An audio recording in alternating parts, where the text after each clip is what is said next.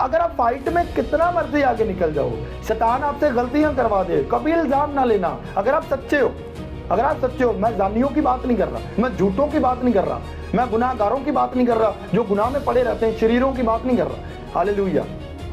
सादक की बात कर रहा हूं, सच्चे की, रियल बंदे की, जो अपनी जात में रियल बनना चाहता था। उसने कई साल प्रूव किया हो, पर अब आकर उससे अगर कोई खता होगी, कोई गुनाह हो गया, तो शैतान ये चाहता है कि ये उस मंजिल तक पहुंच ना पाए, वो मंजिल जो बाप ने इसके लिए रखी है। इसराइल के रथ और सवार, बड़े बड़े काम और समुद्रों को दो करना, दरियाओं पर से गुजर जाना, यहोवा ने इसके लिए रखा। शैतान जानता है और वो उससे पहले पहले ऐसे हथकंडे लगाना चाहता है, ये अपना हौसला छोड़ जाए और ये जो है खुदा के काम को गिव अप कर दे।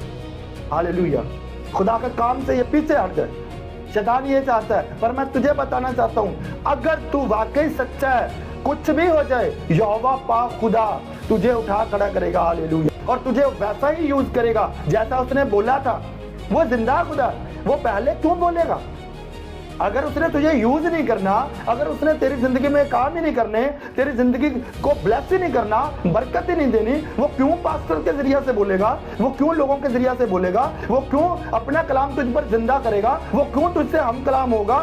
अब भी बाप अब्राहम कामिल नहीं है, पर वो कह रहा है तू मुबारक है, मैं तुझे सरफराज करूंगा, मैं तुझे बहुत बढ़ाऊंगा। यही तो खुदा की खुदाई है, यही तो खुदा का बड़ापन है। तो मैं आपको बताना चाहता हूँ, खुदा जब वायदे कर लेता है, खुदा जब आपसे कह देता है कि मैं तुझे बहुत बड़ा बनाऊंगा, मैं तुझे बादशाहों की मानद करूंगा, मैं तुझे मूसा की मानद, मैं तुझे जो है एलिया की मानद यूज करूंगा, जब वो कह देता है तो वो जिंदा खुदा है, वो ऐसा ही करेगा। हालेलुया।